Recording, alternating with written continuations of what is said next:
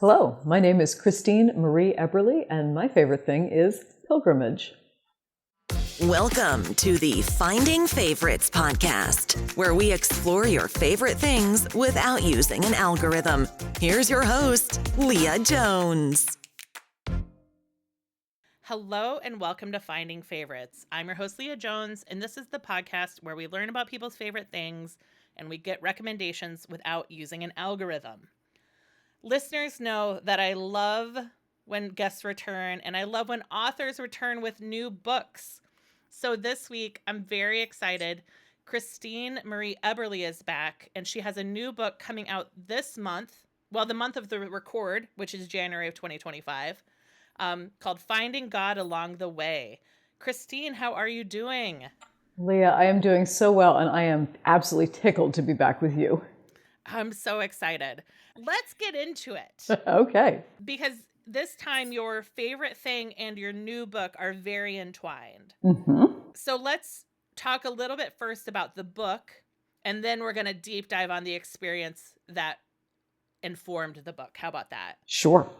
Finding God Along the Way is published by Paraclete Press. Tell me about it. So, okay. So you and I last talked in the spring of 22. In the fall of 22, I and my husband went on a month-long pilgrimage in Spain in the company of a group of people whose average age was 67. And I'm sure we will circle back to that. But when people hear pilgrimage and Spain in the same sentence, they think of the Camino. And when people say the Camino, they mean the Camino de Santiago, the route that appears in the Martin Sheen movie, The Way, Right. Which, is a great movie. And my understanding is that it is it's a path that, now I don't know if it's Christians or Catholics, so you'll have to tell me that you go through a number of churches. It's a pilgrimage, so it's religious, but I know that it is hiking.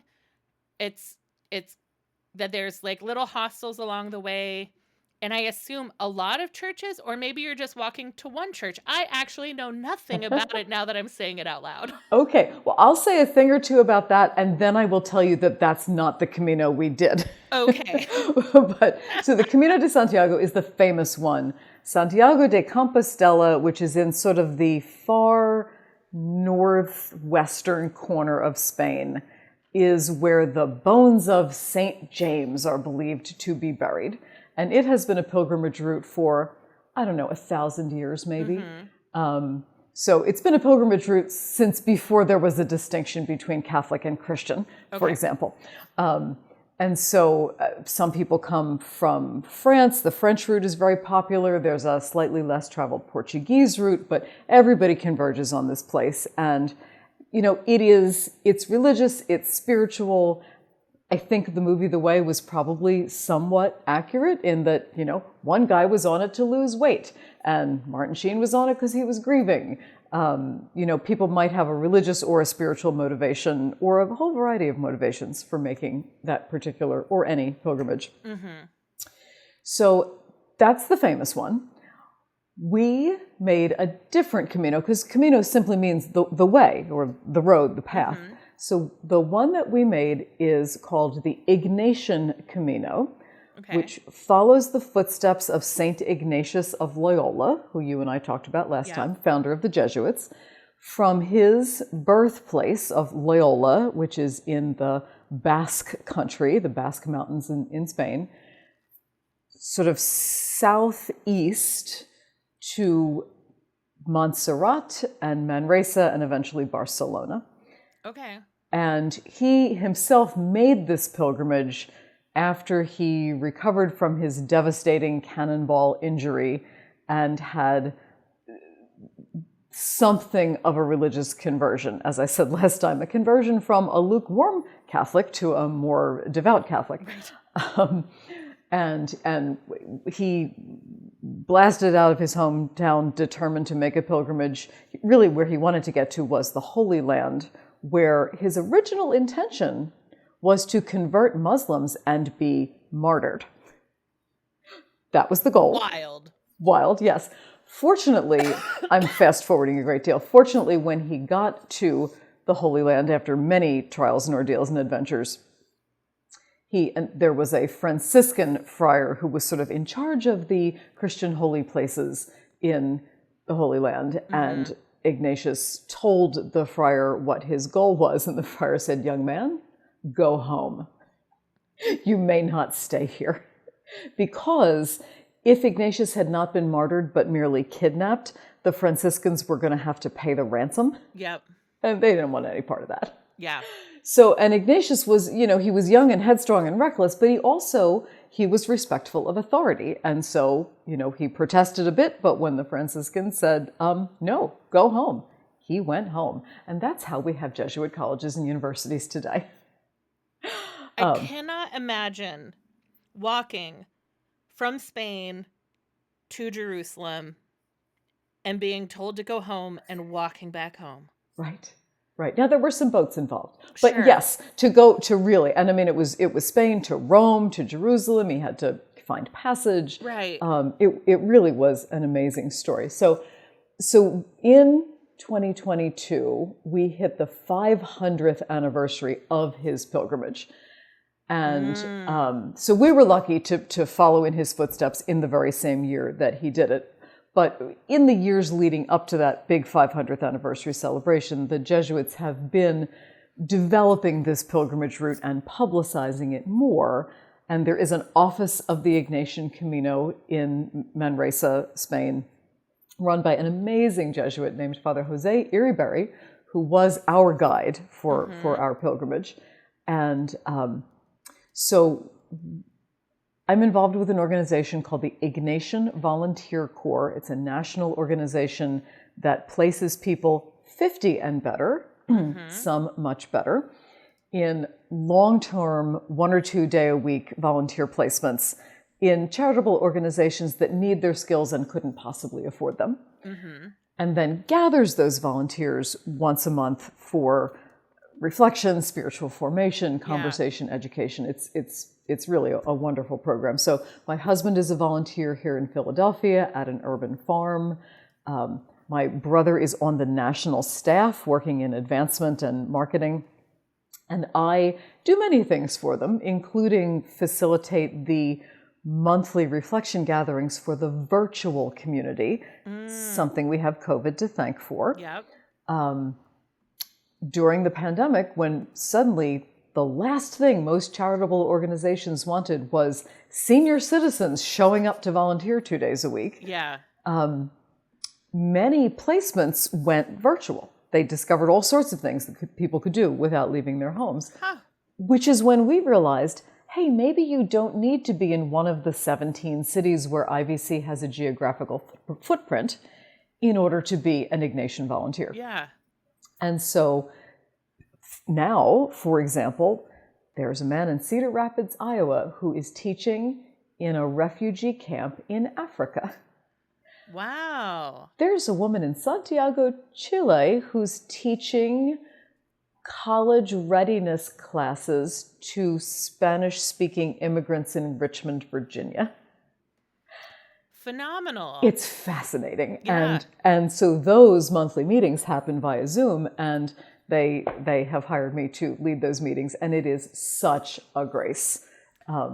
Fascinating people, wonderful placements, intriguing conversations every month. Yeah. So this is the organization. So in celebration, IVC was turning 25 in 2022. And Mary McGinnity, who's their president and CEO, wanted to do many things in celebration of that anniversary, one of which was she wanted to send IVC folks on the Ignatian Camino. Okay. So service corps members, board members, staff, friends, let's get a pilgrimage together.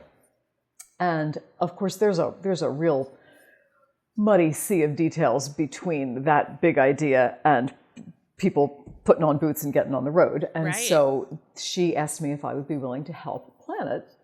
And when she made the invitation, I was so close to stepping down from my day job in campus ministry and moving into this freelance existence. And I hadn't even heard of the Ignatian Camino, though the Camino de Santiago had been on my bucket list for approximately forever. Right. And I had loved the Ignatius story since college. I had a course in college called Jesuit Spirit in Action. We had to read Ignatius's autobiography.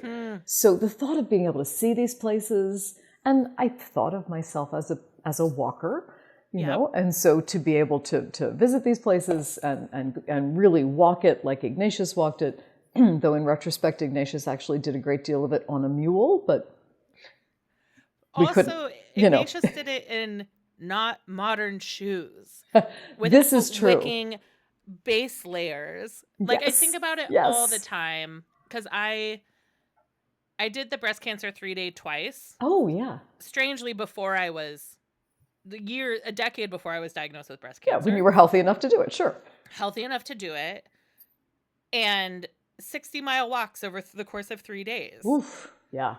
And all the time, when I read Holocaust stories, when I read pilgrimage stories, when you read these stories of people who walked. Migrants and refugees today. Migrants, refugees. And I'm like, I did it with like 2 pairs of tennis shoes that I wore. You know, I cycled through them. And every 3 miles I had a first aid stop. And I had frozen peanut butter and jelly sandwiches. Right. When I think about how babied I was and I still had to get in the van and be driven to camp. Yeah. Ignatius was doing it like in sandals with a leg injury and all his worldly possessions on his body. Yeah. Yeah. Stunning. I think about it all the time. Yeah. So, so I said yes pretty rapidly. And this was would have been in the spring or summer of 2019. We finally green-lit the thing in the fall of 2019. We agreed that my brother and I were going to lead this adventure, and he would be the home team and the one actually on the staff and dealing with money and all that jazz, and I would be the away team. And were you recruiting from volunteers across the country or just Philly? Oh, no, across the country, from anybody in the IVC world. Okay. So not necessarily Service Corps members, but anybody with a connection to IVC, we were recruiting. And Father Jose in Spain also had a handful of people who were looking for an English-speaking Camino. And if we had space, could we take them too? And that wound up being a great grace as well. So we advertised. We gathered our cohort. We had our first meeting. Did you have your first meeting in like February of 2020? Just about. Oh, the fortune. We know what's going to happen. Bump. Yeah, we can feel it coming. So how ridiculous is this, though, hindsight and all that? When the pandemic hit, Stephen and I communicated with the group and we announced our intention to press on with guarded optimism. And Porter and I, in April of 2020, bought airline tickets for September. September of 2020? Yeah. Oh. I know. Oh, no. So it very quickly became clear that was a bad idea. So we said, okay, that's okay. We'll just punt till spring. And it pretty quickly also became clear that spring was not a good idea. Right. And so, okay, we'll punt till fall. Surely a 1-year postponement will be sufficient. And every time we did this, Father Jose totally rejiggered the schedule. He rebooked all our accommodations. He made a plan for our meals, over and over again. And when it was getting to be time to buy airline tickets once again, I sent an email to the group and I said, okay, I want a 1-word answer. Hot, warm, or cold? Where are you on this? And almost everyone said cold. Yeah. They didn't want to risk getting sick. They didn't want to risk having to make the the Camino while wearing masks and being Right. 6 feet apart and, all that jazz. And so once we postponed one more time, so 3 postponements, 2 years and 1 month after our original date, we set out with a group that was some of the original people and some brand new people. The group shifted. I had 54 people express interest over the course of those years. Wow. And 25 of us made the Camino. That's phenomenal. Yeah. And you and your husband went. Yes.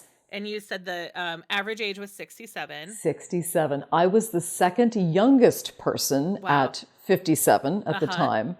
The oldest person to make the full Camino was 79 years old. Amazing. Yep. And I will say, he walked every step of the way.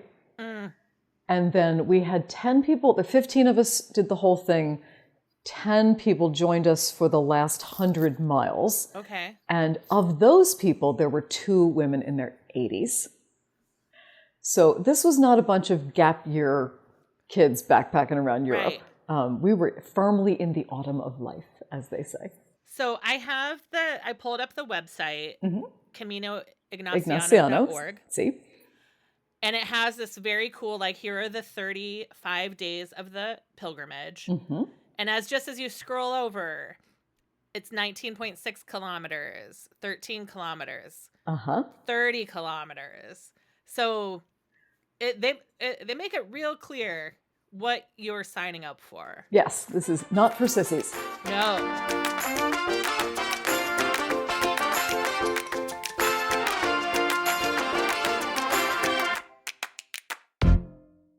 Logistics chat. Was there a car that would come and get you if you couldn't finish? Absolutely. Okay.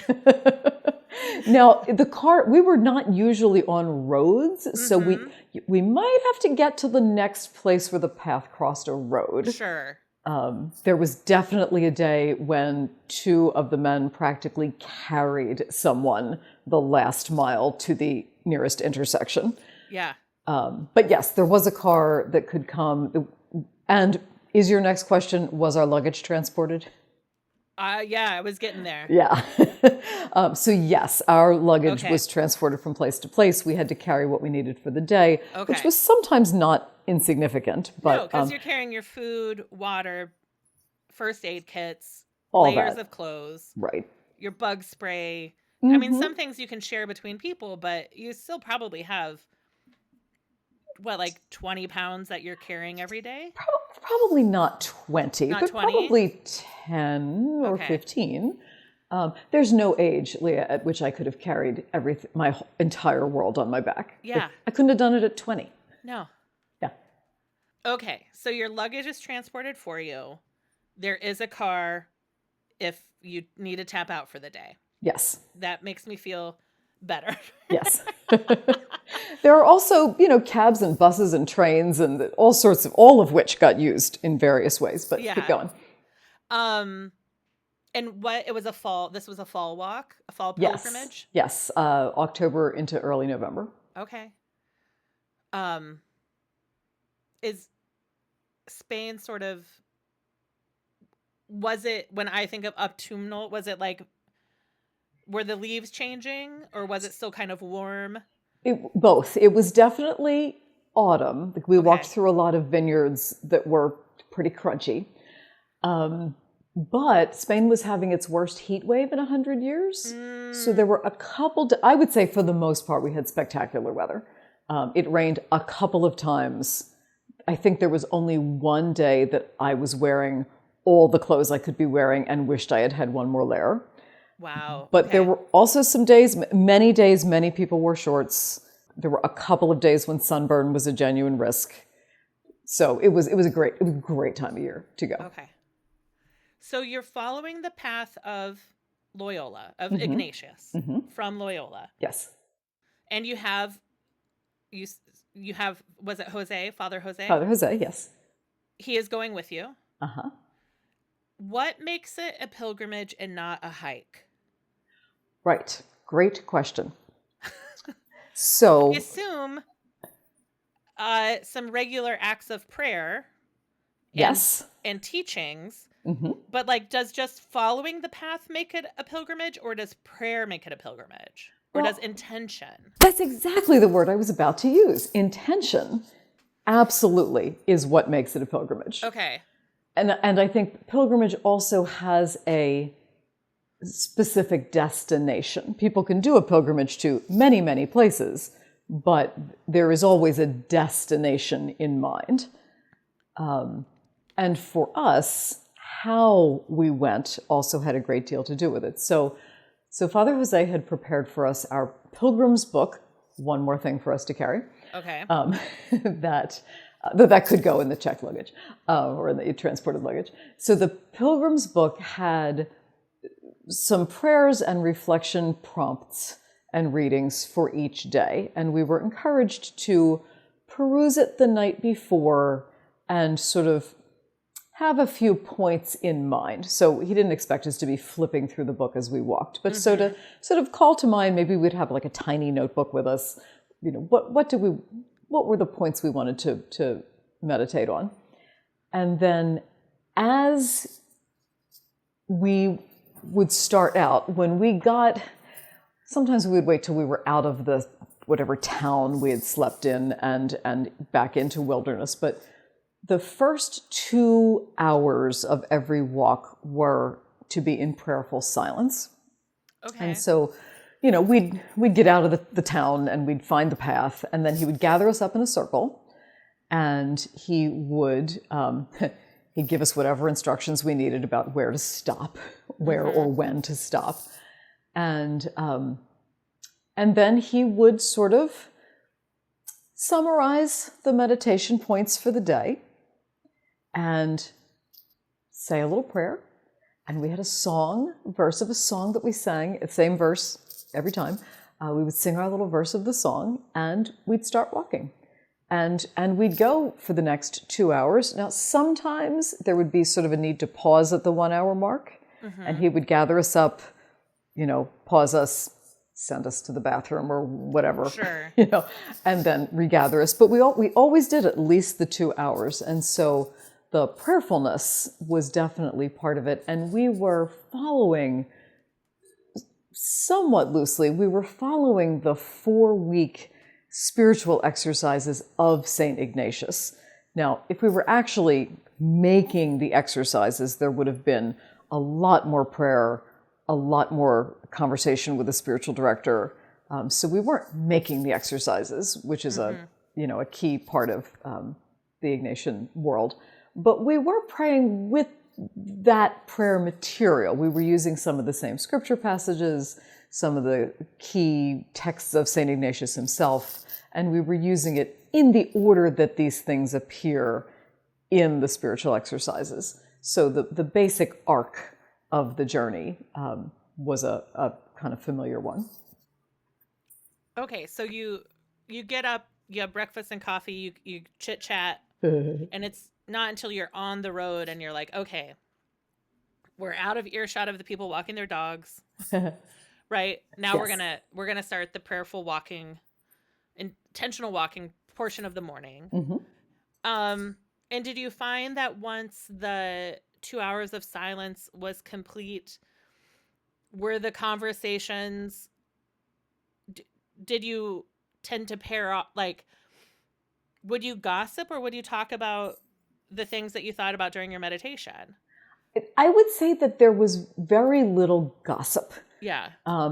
People might not have been ready to unpack their prayer immediately to one another, but I think it affected the quality of our conversations. You know, we didn't go from, you know, praying with the invitation of Jesus to follow him on the road to Real Housewives of Anywhere. Right. You know, so we talked about our lives a lot. You know, in the various ministries people are involved in. We talked about struggles. Of that group of 15 who started out, three of the 10 women had been widowed. So that was very poignant. A couple of people were suffering with sciatica. There had been some cancer diagnoses. So there was very real stuff that we talked about as we walked. And we did. Well, and as a collective, you're coming out of COVID. Yes.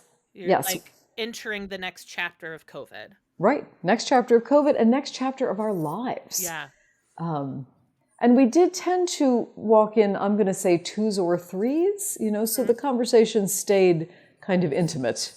Yeah. And there was a lot of sort of rotating pairing off.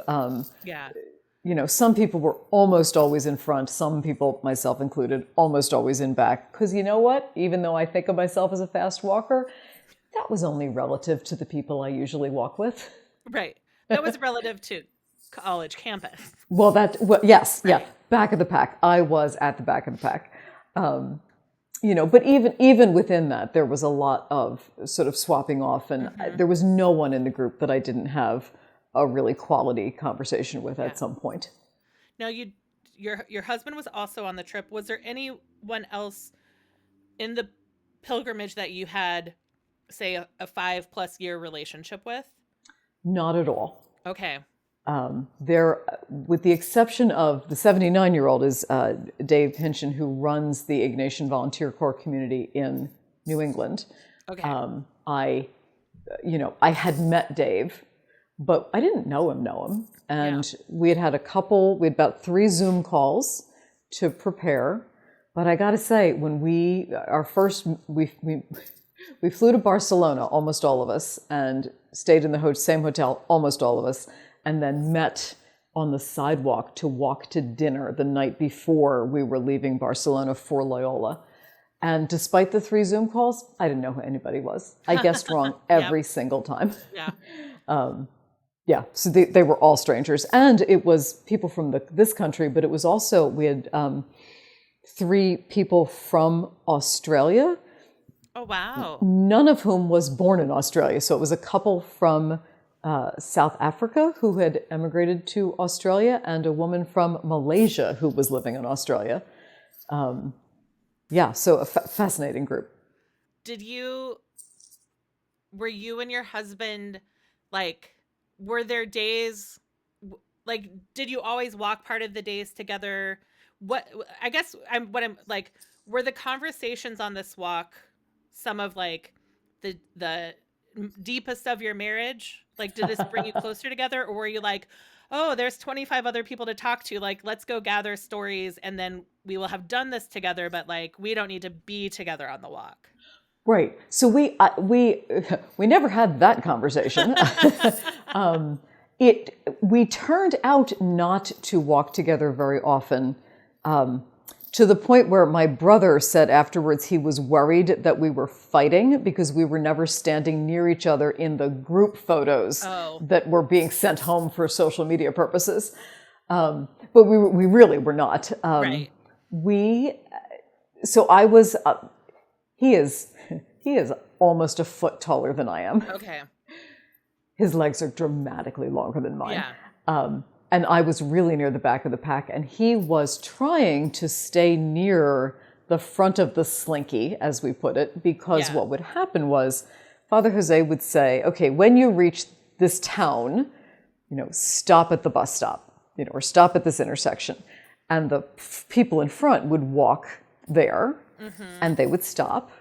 And when the back of the slinky had caught up, he would say, okay, pilgrims, let's go. And we would start again. So the exhausted people at the back. Slinky never gets to rest. Exactly. Not fair. Totally not fair. The fit people in front got all the rest they could possibly desire.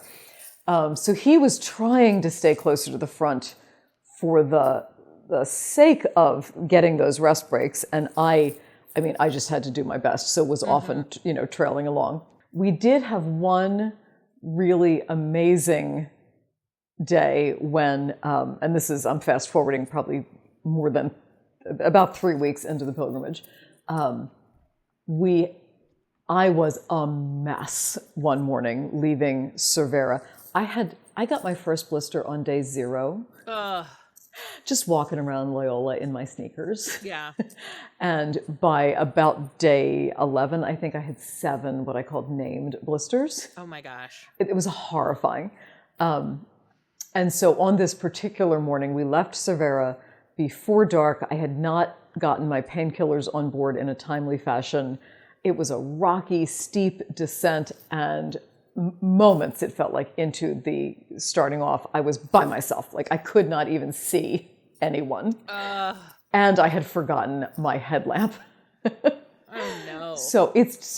When I got to the base of the walls, they hadn't actually taken off without me. They were gathered up at the bottom to begin their little prayer orientation time. So I got Porter's attention and I said, please do not leave me alone today. And because I had been crying coming down the hill. So it was clear. And so he was a gem. He stuck by me totally from that point. And Betsy threw me her headlamp. So I had a little light to travel by. But we indeed were well behind the pack for a lot of the beginning of the walk. And there came a point where the group, we were walking through this scrubby field, and then we were to cross a fairly desolate highway and go off into the trees on the other side. And when Porter and I finally got to the highway, we discover Father Jose patiently waiting for us on the other side. We're like, oh, damn it. I said, oh, he's going to take us out. He's going to tell us to wait for a taxi. I can feel it coming. Yeah. Because the group had to travel at a certain pace. Sure. And especially on some of these like 30 kilometer, 25 plus kilometer days. These are not short walks. Right. And there was a day later when, it might have even been the next day, he had to call a taxi 3 times. Like 3 times he had to put people in a vehicle. And the walk took so much longer than it should have taken. So anyway, he does not, in fact, say, wait here for a taxi. He says, he kind of looks down the road. He says, okay, you two. And he points down the road. He says, road, roundabout, bridge, bus stop. Wait for us. He gives you the shortcut. He gives us the shortcut. I don't know why everyone else isn't taking the shortcut. Right. But he knows what you need. He knows what we need. Yes. Yeah. And we were still in prayerful silence, but not for long, because we had an amazing.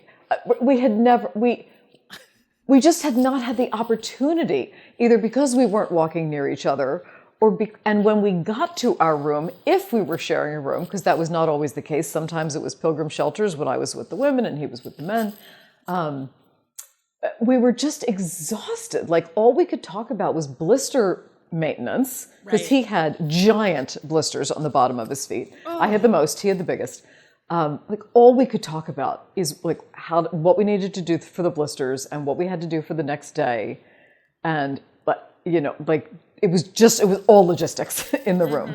So the sun was just coming over the horizon. We were by ourselves. It was a quiet road. We just had such a profound conversation, and were absolutely refreshed and engaged for the rest of the journey. By the time people reached the bus stop, shocked to discover us there and happy. Like they too thought we had been tossed in a taxi. Right. So yeah, we were not often walking together, but not out of any desire not to walk together, but just that's the way it fell out. Wow. Yeah. I just can't. There was the first time I did the 3-day, I think it was the third morning we woke up and we had slept in a closed office. It was raining in Atlanta. So the first night we slept in an office building that didn't have anybody stay, like an empty office building where they taped on the floor where our sleeping bags went. And we just slept in huge, where cubicles should have been, we slept. Oh. And then the next night we slept in our tents. And one of those mornings I woke up, we're at breakfast, and I was in so much pain. And one of the guys was like, here, you want this pill for my back surgery? And I was like, yeah. And I took it and I was like, I didn't ask you what it was. There was not a moment. You're just like, I'm tired. I want to be sleeping, even if it's in a tent. Yeah. And now I'm awake. My feet hurt. And I signed up for this. Right. And we got to go. Yeah. Like this was a choice Yeah. Amazing. Yes. So Leah, we talked about being amazed at people who have done this and migrants and Yeah. refugees. And one of the things we wound up really praying with was like being conscious of all the people on the move against their will all over the world. Yeah. And we really were trying to pray in solidarity with that, thinking as you said, we've got this, the moisture wicking underlayers and the special socks and the hiking poles and those special backpacks with the straps, Right. and the money to pay a cab when you just can't do it anymore. right, and a room reserved for us and a meal for us to sit down to. I mean, it was such luxury by the standards of so much of the world. And one night, sometimes we would have these debriefing conversations as a group, and we were talking about this, and I said, we're only doing this for a month, and we volunteered for it. And Father Jose burst out laughing, and he said, volunteered for it? You paid for this. Right. Right. You paid for the honor Yes, of the blisters. Exactly. So along the way, you said that sometimes it was pilgrimage housing. What were the types of places you slept and ate? So one of the things that I have to give Father Jose such props for is that he kept switching it up. I think he knew how far he could push us and when he needed to give us a break. So sometimes we'd be in a 2-star hotel, like a lovely little hotel with a little restaurant downstairs where we could have breakfast and dinner. That was sort of the height of the luxury. Right. Private bathrooms. Exactly. Private bathrooms, 2 people to a room, all the couples got to be together. Great. Sometimes we would be in hostels, and really, honestly, the places called hostels were pretty much like hotels, just a little more bare bones, and people may or may not be sleeping with their spouses. Right. You might have 4 or 6 people in a room. Exactly. Instead of 2. Yeah. And then there were pilgrims' shelters, which are probably what you're picturing: bunk beds, communal bathrooms. Sometimes it would be just us, so all our women in one room, all our men in another room. There was once that we stayed in a pilgrim shelter where we were not the only pilgrims. The other people who joined us. So here's an interesting thing. Our route and the Camino de Santiago cross each other. And so for a while, both kinds of pilgrims were showing up in the same towns. And we were often asked if we were lost because we appeared to be going in the wrong direction. Okay. Yeah. Yep. So in one of those places, we had Camino de Santiago pilgrims as well. And so it was just one giant room full of bunk beds arranged in little neighborhoods. And it was just go find yourself a bunk. And we had gotten there first, so go to the back. So Porter and I shared a little bunk bed neighborhood with Beth Ann and Canada Jane. And there was Dave and Karen in my line of sight as I, read my little book at night. So that was sort of the most really traditional pilgrim's shelter experience. Pilgrim shelter, I was about to say manned by nuns. No. Are there religious people who part of their service is they like feed and clean and whatever, or they're just like empty shelters and you are responsible for cleaning and feeding? Absolutely. I don't think we weren't responsible for cleaning anywhere, thank God. So the one that was for everybody was just a service. I mean, it was an entity. There was an innkeeper named Ezekiel. Okay. I think a lot of people who have done the Camino de Santiago then sort of go into Camino work, whether it's sheltering people or feeding people. So Ezekiel was a veteran of the Camino de Santiago, and now he runs this hostel, and his brother next door runs a restaurant, and he serves as a waiter. And one of the pilgrim shelter we stayed in was indeed a priest whose ministry that is. He runs the pilgrim shelter, and he's also a chef. So there was a place we stayed that was run by Sisters of Mercy, which was lovely because I used to work for Sisters of Mercy. So it absolutely varied. And in our absolute like bottom of the heap accommodations, reminds me of what you described.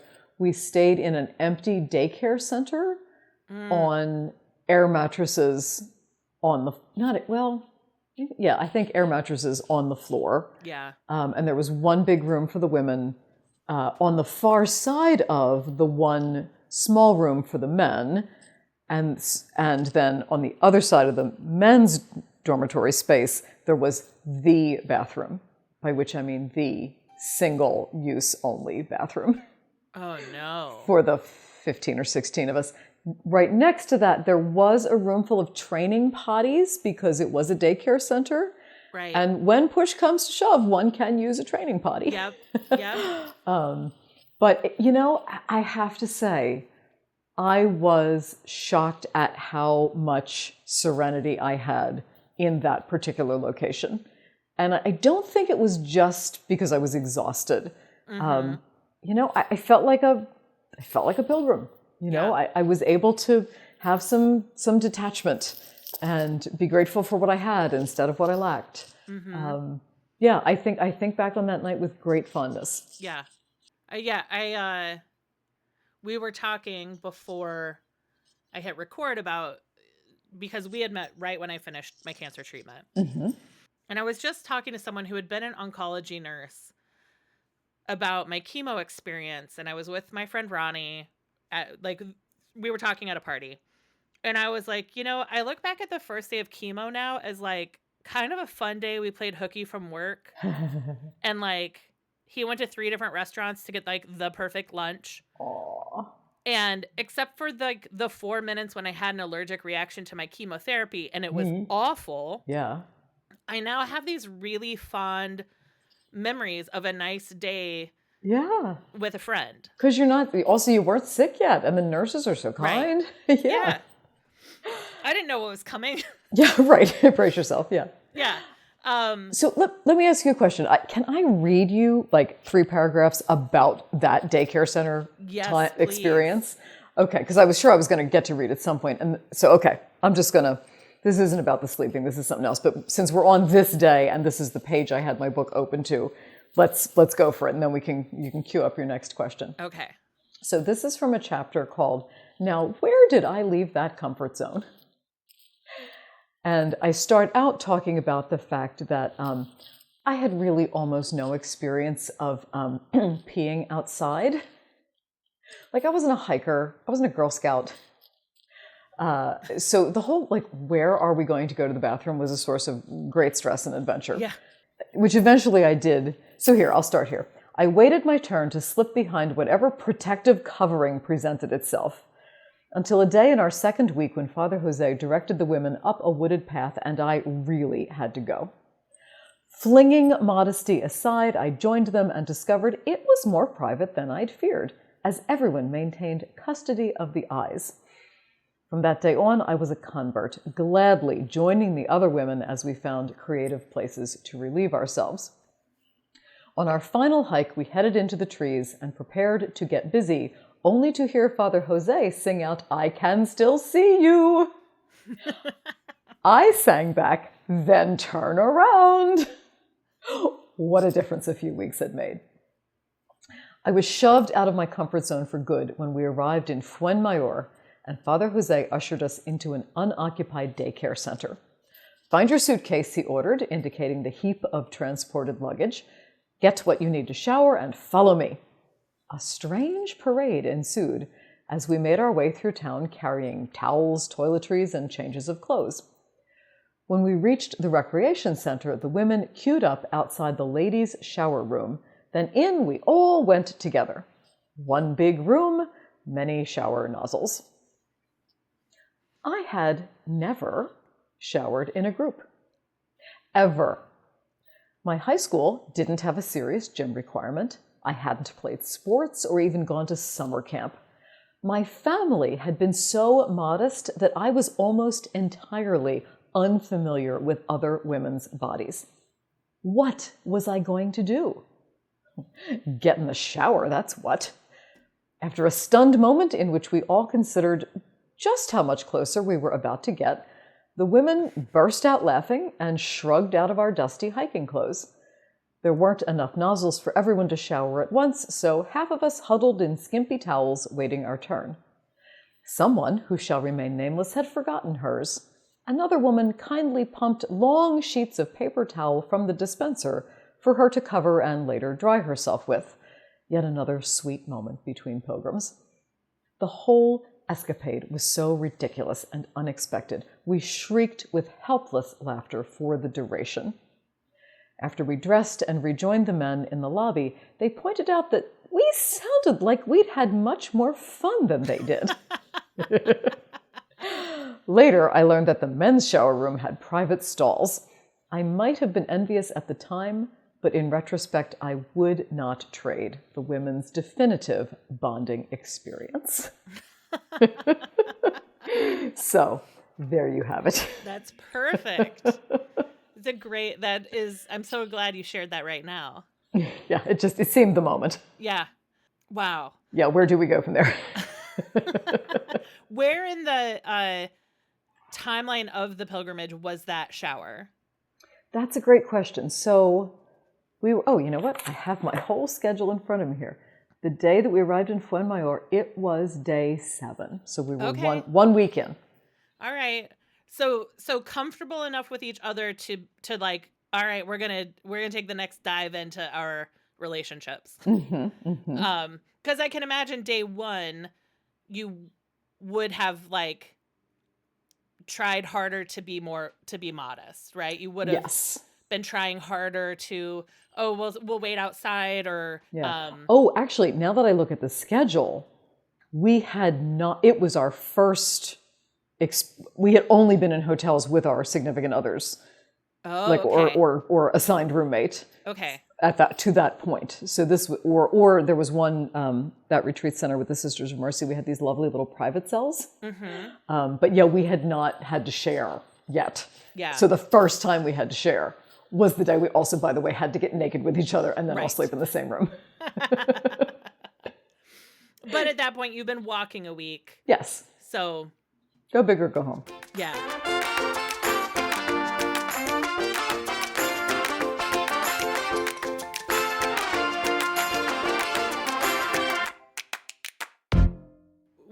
When you look back, is that one of the biggest laughs of the trip, or were there some other joyful highlights? Oh, that's a great question. So that's probably the biggest one, but I'm just sort of skimming my notes and times. Here's a fun one. Here's a fun Father Jose story. So much later, so day 15, so a week later, we're still just the 15 of us. It's the about 2 days before we're about to be joined by the 10 more people. We had set off. We left Zaragoza, and sometimes it was just too far between lodgings, especially right in the middle. It was too far between lodgings for us to not have some transportation involved. Yeah. So we set out from Zaragoza. We took a little walk, a short bus ride to the edge of the desert. And we were going to walk through the desert, and the goal. We left super early. We left at we left at 5 a.m. Like walked out the door at 5 a.m. And we were going to. And this is very high latitude, and it was October. So sunrise was at about 8:20. I could never get used to that. So we left at 5 a.m. and we were going to walk through the desert in the dark and under the stars and watch the sun come up as we walked, which sounds great, except there was a cloud cover. So we saw neither stars nor sun, but that's okay. We had some very profound time walking across the desert. We finally reached this restaurant that was just by itself in the middle of nowhere on this road. We had lunch, and then we had a very long wait because there was one bus that was going to go from Zaragoza to Bujaraloz, where was our destination, and we had to wait for that bus. As it turned out, by the way, the 2 people who were sick and couldn't walk that day were taking the bus from Zaragoza, but we didn't know that they were going to be on that bus, and they didn't know that we were going to be on that bus. Okay. So that was really a fabulous surprise when the time came. Anyway, so we finally get on the bus. We joyfully reunite with our companions. They let us off in Buharalos, and we walk to a place that was a hostel, like hostel rooms, above a 24-hour bus stop buffet.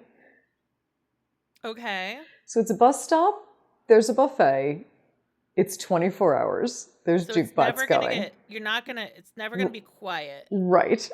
But But we've got these dreams you have of midnight snacks come true. Exactly. So we gather, and I mean, always the first thing that would happen if we were staying someplace with keys is that Father Jose would gather us up, give us our keys, and then tell us what was next, Mm-hmm. So go find your luggage, go to your room. And he says, meet back here at whatever time. So the time, because we're going to go to the buffet for dinner. So the assigned time comes, we meet back at the designated spot. And Father Jose was forever counting us, the poor man. So he does a quick count, and we're missing 2. So we wait a little while. To count people. Constantly. We will come back to it. Okay. We'll start with your missing 2 first. Yeah. So he counts, the 2 are missing. Does anybody know where, I can't even remember who it was, but does anybody know where these 2 people are? And somebody says, oh, they went into the buffet already. And Father Jose, he almost never had a meltdown, but he says, he gives this big sigh, pilgrims, when I say meet here, do I mean meet over there? I do not. He says, there are about to be 10 more of you. You have to be the very best pilgrims. You're like, we're the pilgrims who are here. Right. We're not the pilgrims who are there. Right. We're the But pilgrims at the buffet early. oh my God, but collectively, there was also, there was this thing called the Bad Pilgrim of the Day Award. Uh-huh. and it was usually given to the person somebody was always patty last. I don't know where that expression came from, but somebody was always the last one, Uh-huh. So that person got the patty last award. And Bad Pilgrim of the Day might go to, we have had our break. We're all, strapped up and ready to walk again. This is not the time to go find the water fountain. Uh-huh. Why are you starting to rummage through your backpack? Right. So there was often a Bad Pilgrim of the Day award as well, but they were definitely the ones who got it that day. So you also have a count the people story? My very first trip to Israel was with the local federation, which is the Jewish United Way. Mm-hmm. Big trip, like 500 young people from across the U.S. going to a conference in Tel Aviv. We went to Yad Vashem. Our bus was all Chicago. And as someone who had recently converted to Judaism, I had not been to a Holocaust museum since I had converted. Mm. And people who grew up Jewish are pretty well versed. Like, a lot of people had been to Yad Vashem before. They'd certainly been to the U.S. Holocaust Museum. So most of my group moved faster than me. Mm-hmm. I moved real slow through Yad Vashem because I had not been to a Holocaust museum since my conversion. Yeah, you weren't like, check, check, check. Yep.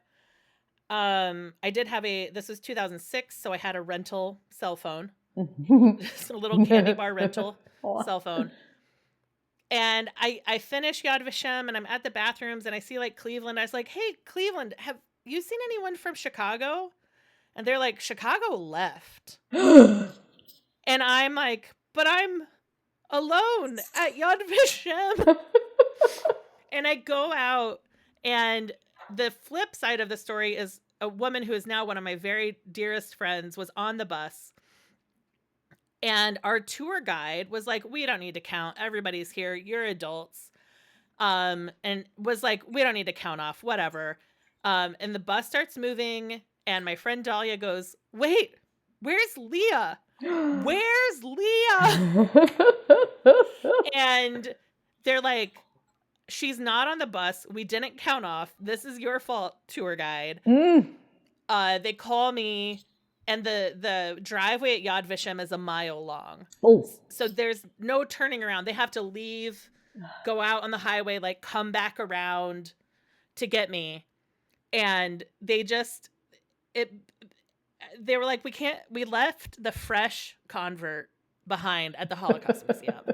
And the bus pulls up and I'm just sitting there, like kind of like sad on a concrete barrier, just alone, waiting for my friends. So you just can't ever get cocky with it. You have to count the bus. Yeah. When I used to take students to Mexico City, I used to say that the reason we only took 8 students is that that's the most I could count to quickly by twos in Spanish. Yeah. 2, 4, 5, 8, bueno. Yeah. And we go. Yeah. Yeah. How was that buffet?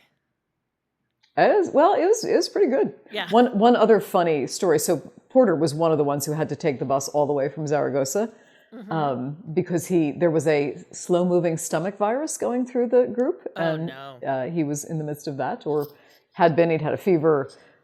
So the 2 people who were sick had asked, they felt bad that, Father Jose was going to have to pay for this buffet for them. And so they asked if they could he just order them like rice, and they would just like have some rice and broth, and he wouldn't have to pay for the whole buffet. So he says yes, and they get their rice and their broth. But then, like, Porter's a food guy. He worked in food service his whole life. He's wandering around the buffet. He's seeing what looks good. He comes back to his table. I was sitting next to Father Jose. Porter was sitting, I forget where. He comes back with a bowl of gazpacho.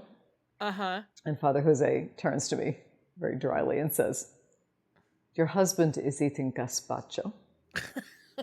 He is not sick." He's walking tomorrow. Yep, he did. At the end of this experience, how long did you... Okay, wait, before I get to this question. Yeah, we got to get to spiritual lessons at some point. Yes. But keep going. Yeah. Did you have a journal practice? A writing practice on the trip? Ooh, this is fun. So, obviously I knew I wanted to get a book out of this experience. And so for writing, I used the program Scrivener. Yes. And when we first decided to do the Camino, I started a Scrivener project. And I had already been making if I was journaling, during prayer time and something came up about the Camino, I would just start a new file in Scrivener and, date it and give it maybe a topic title and journal there. So when we actually left on the pilgrimage, I had downloaded Scrivener onto my phone and I bought a wireless keyboard. Okay. Like a lightweight wireless keyboard, a little Bluetooth keyboard, so that I could type with all 10 fingers, because I am hopeless with my thumbs, but not have to carry around an iPad or a laptop or any of those things. So I could type right into Scrivener on my phone. So every day I started an entry, usually in the morning, because, we had to be out the door 45 minutes after the start time of breakfast every day. Yeah, right. Was there ever a lie-in? Was there a single day you got to sleep in? Yes, we did. There were a couple. There were like 2, there were maybe 3 rest days, which weren't actually rest days. They were just days we walked all over the town. There was a couple days I couldn't walk because of my feet, and one day that the stomach virus got me. But you still had to have your suitcase packed and with the heat 45 minutes after breakfast starts. So I mean, really early on, I have had coffee first thing in the morning since I was in 8th grade, and I am 59 years old. So that was a non-negotiable. I brought instant coffee. I brought an immersion heater. Like I brought everything I needed to make myself like a tiny little cup of instant coffee in the morning. And there are other things that follow morning coffee, So my morning routine was 90 minutes before we had to walk out the door. My alarm would go off. I would chug a bottle of water into which I had put a hydration tablet the night before. I would make my coffee, my little bit of intense coffee, and have my coffee, and then do my praying and my journaling. And usually it was anything I really wanted to capture about the day before. What did we do? What did we talk about? You know, any really significant things from the prayer time. I really tried to capture what needed capturing. I really tried to capture what needed capturing from the day before. So that was the journal practice that really enabled me to write the book on the far side. So then from returning from the trip, how long did you marinate on the trip before you started forming the book? I think that we got back at the beginning of November. I know that I dog sat for my brother maybe in early December. And I know that I wrote my not the first chapter of the book, but the first chapter I took a crack at then. And I know that I had the book in the hands of early readers by July, late June, early July. So it was about and it was to my editor August 1st. So it was about a 9-month writing progress. And the book ends just about 6 months to the day from when we were there. Porter and I had occasion to visit Boston, and 5 of our Pilgrim friends live in Boston. And so we had a Pilgrim's reunion, complete with bottles of Rioja Valley Tempranillo. And too much food and too many stories. And so I did. And no walking. Right. None whatsoever. And though actually the next day we did, in fact, go for a fairly lengthy walk around Boston. But I decided, we spent a lot of time at that gathering talking about the fruits of the Camino. And so I decided that the 6-month mark really was where I wanted to stop the book. So chronologically, the events of the book end with that gathering. And then it took me, a handful of weeks past that gathering to actually finish a first draft. So in the construction of the book, is it a chronological with lessons for every day of the trip? Or is it like, or are you taking the month-long St. Ignatius work that you mentioned? I do. I know what you're asking. So let me jump to the answer. How is it organized? How's it organized? Right, because we love organization. So there is a preamble and a postamble. The preamble is the 3 years leading from the decision, the first inkling of the Camino, until we arrive in Spain. So that's the preamble. And the postamble is what happened after we got home and the integration of the experience. And then sandwiched in the middle are 4 sections, which I divide into mountains, vineyards, deserts, and shrines.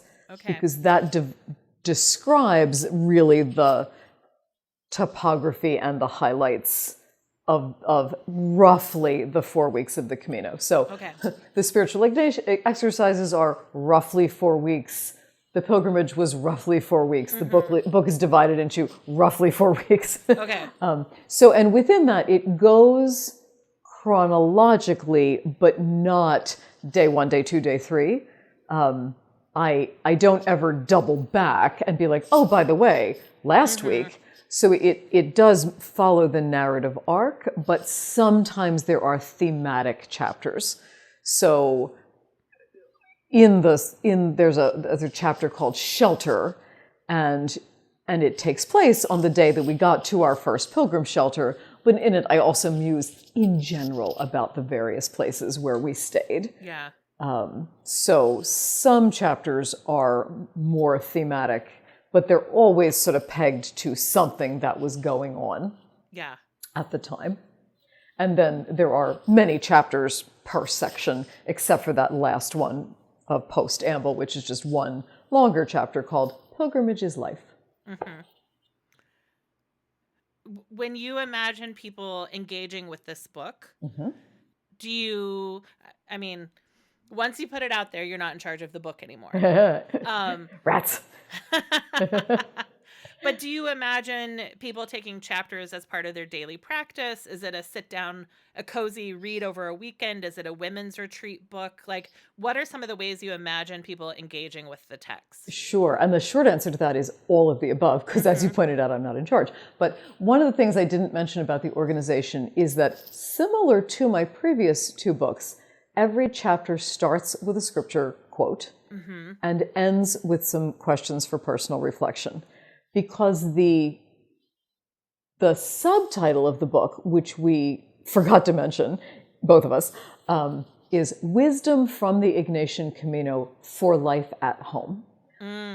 Leah, I recognize what an amazing privilege it was to get to do this, to walk away from my life for a month, to have the health, the freedom, the resources.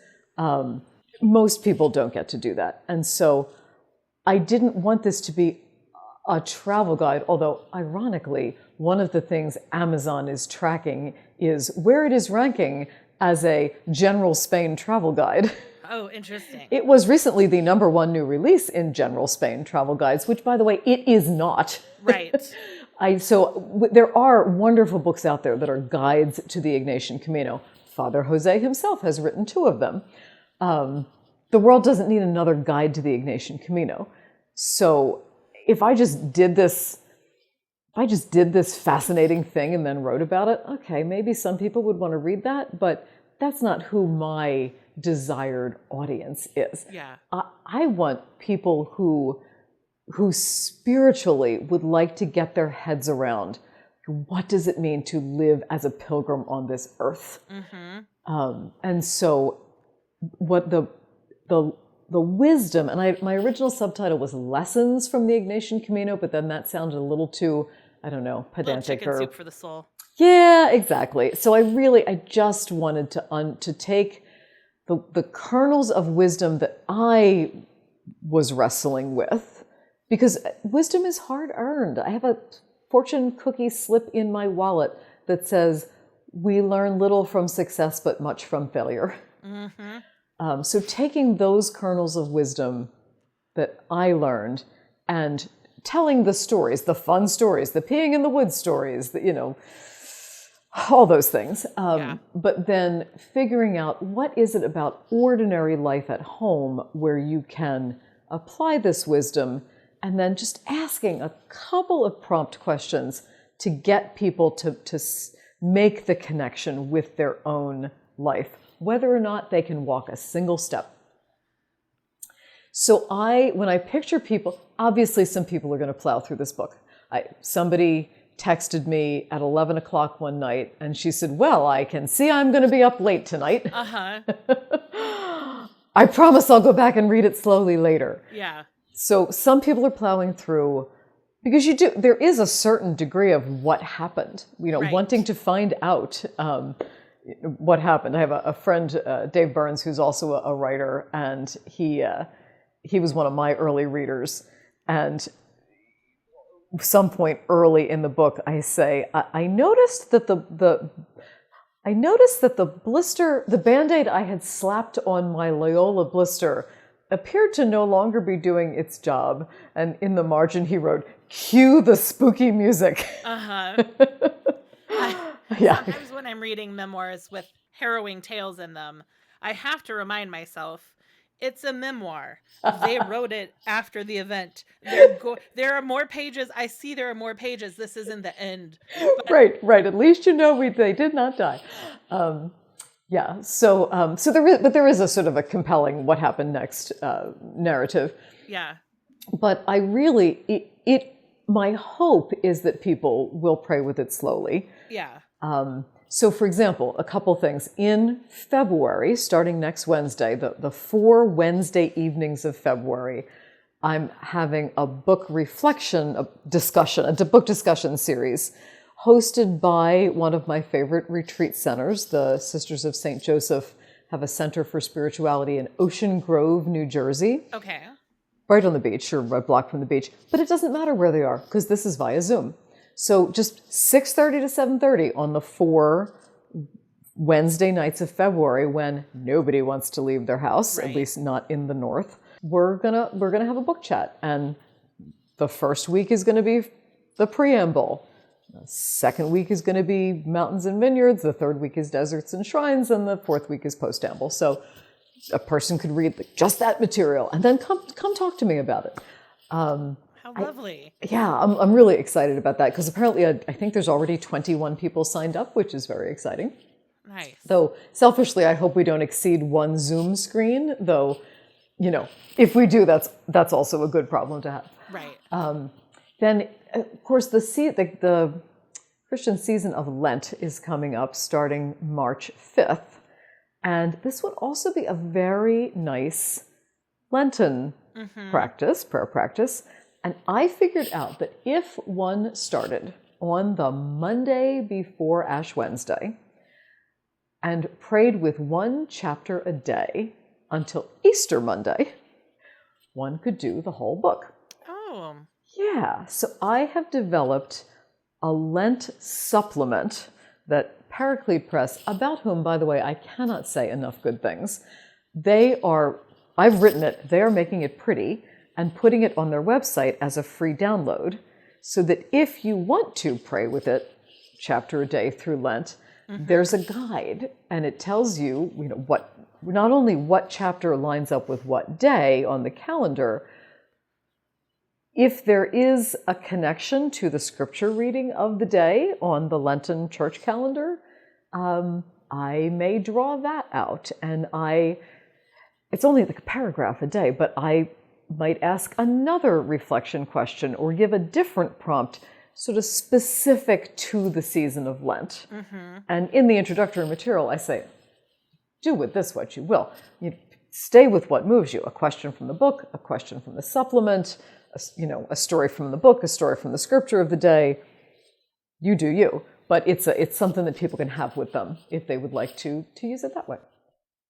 And I'm doing a lot of retreats all around the theme of living with a pilgrim's heart. I'm doing Lent retreats, I'm doing women's retreats.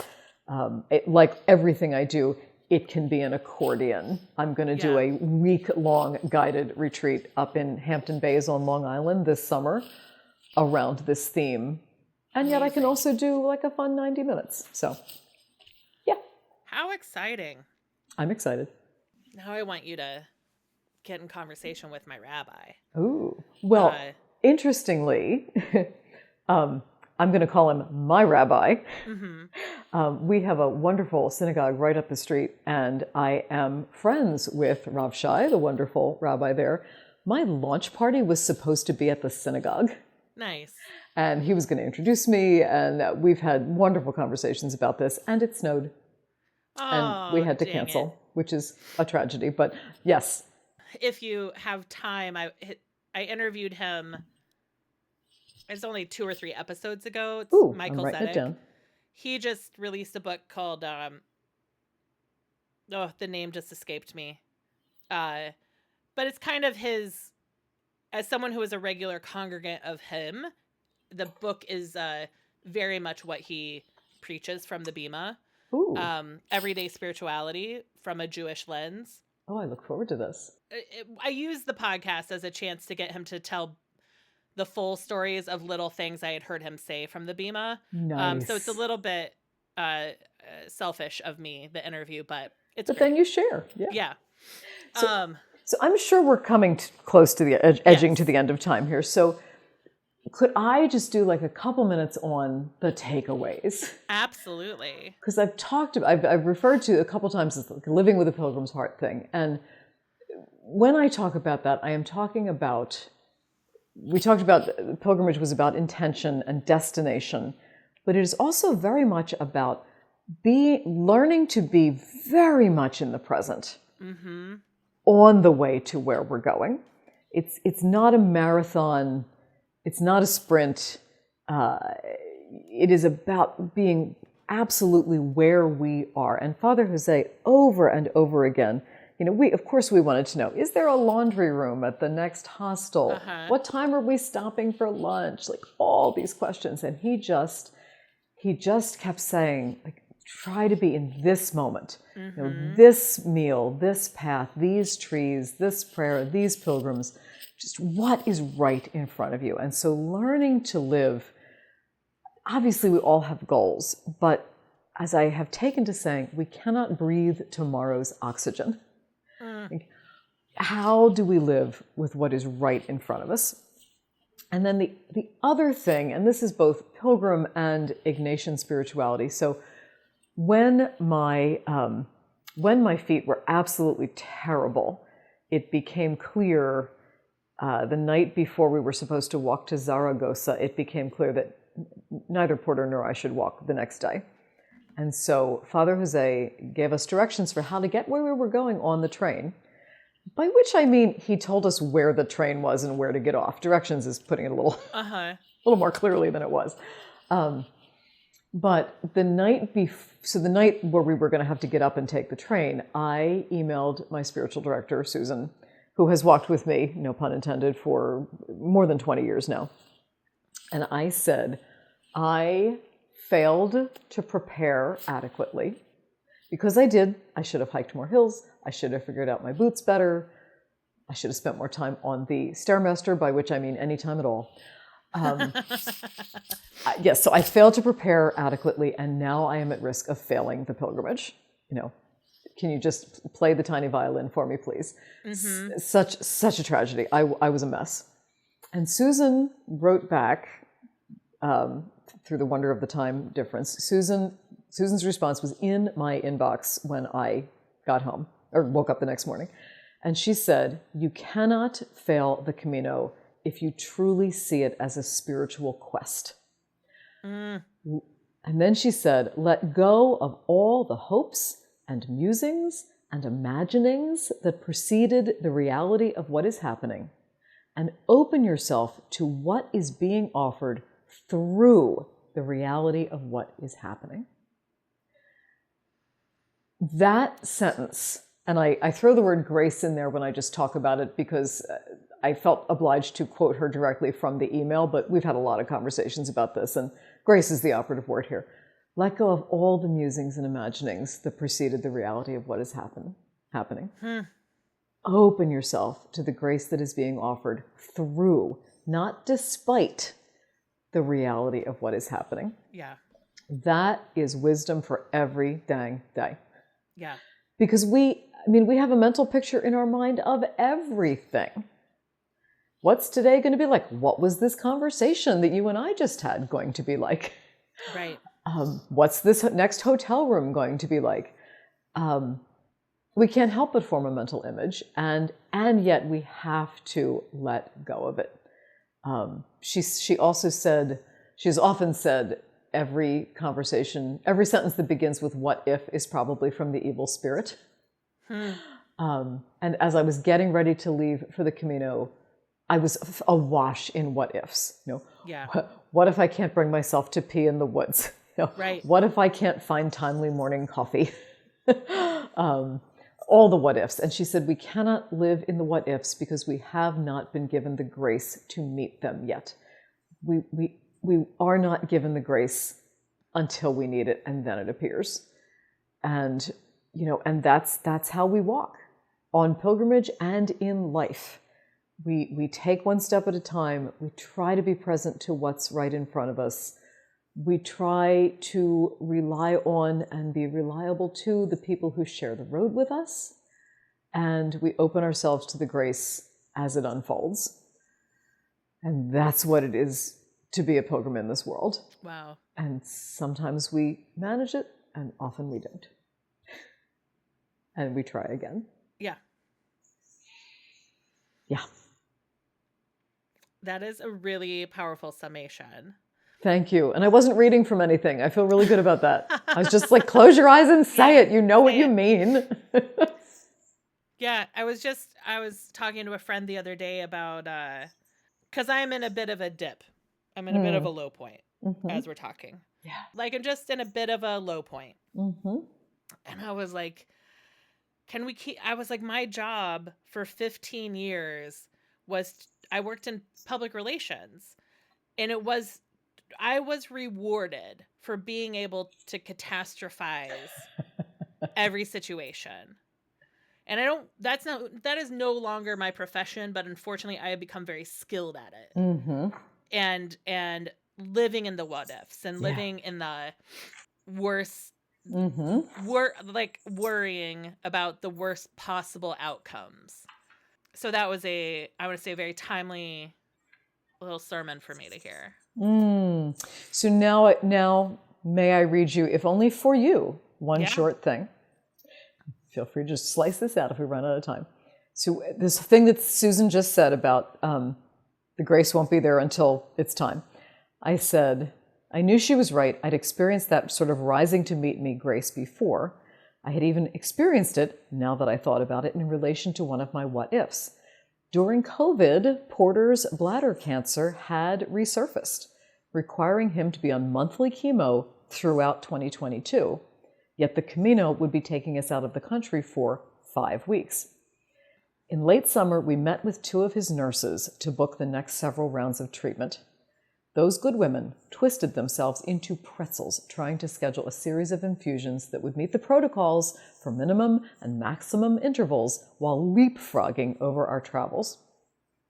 Looking at Chris's and Jenny's scrunched faces, peering at their calendars and scribbled notes, I braced myself for them to swivel around, hands on hips, and say, "Do you not understand that he has cancer?" But they never did. Patiently, they figured it out. When I thanked them profusely for all the time and trouble, they waved me off, saying, "We understand cancer is only one part of your life." What can I say? Sometimes the grace that rises to meet you is wearing scrubs. And I can't read it without crying, and I hear you over there. Yeah. Sometimes the grace that rises to meet you is wearing scrubs. Yep. Yep.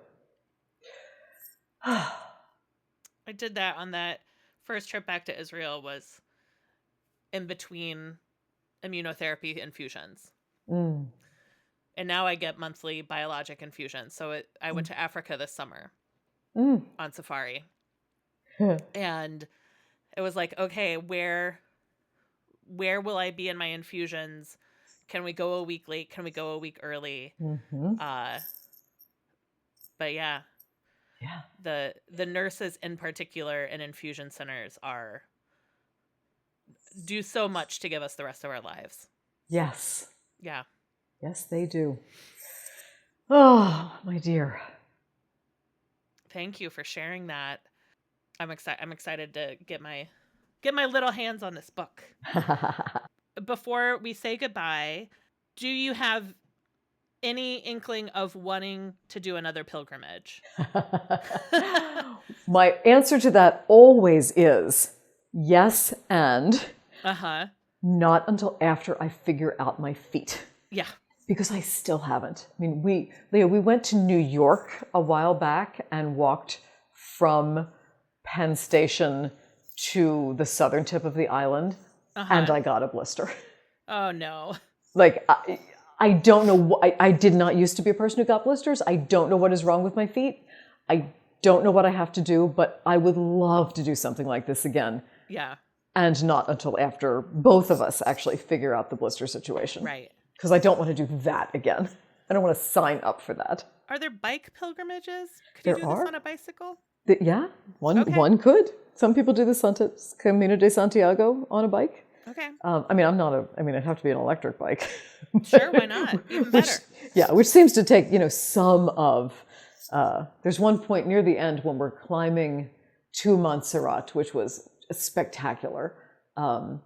I said I wanted to feel Ignatius's striving in my bones. Like, as much as I was just a tortured mess by the Cantabrian mountains at the beginning, I was so glad to be mountain climbing, to put it, to exaggerate slightly, but to be climbing in the mountains at the end.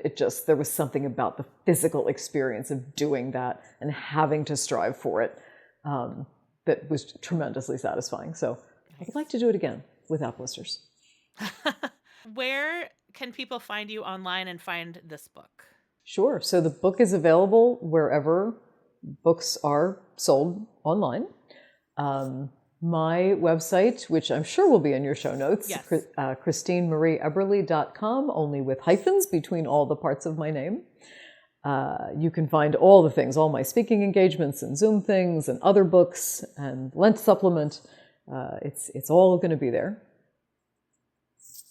Outstanding. Yeah. And obviously, if people want to hire you for a Zoom retreat or an in-person retreat, they can contact you through your website. Absolutely. Yeah. There's a contact button right there. Outstanding. Yeah. Well, Christine, thank you so much for joining me, coming back on Finding Favorites and reaching out again. I love having authors return. I love that I've been doing this podcast long enough that I have had multiple authors publish multiple books. It's so cool. Nice. Well, I look forward to the next excuse to converse with you. Great. With that, you can find Finding Favorites anywhere podcasts are given away freely. So Spotify, Apple Podcasts, Pocket Casts. Please rate it 5 stars, give it a thumbs up, leave a review, recommend it to your friends and family and your enemies, whoever. Christine, thank you so much. You are so welcome, Leah. Thank you for listening to Finding Favorites with Leah Jones. Please make sure to subscribe and drop us a 5-star review on iTunes. Now, go out and enjoy your favorite things.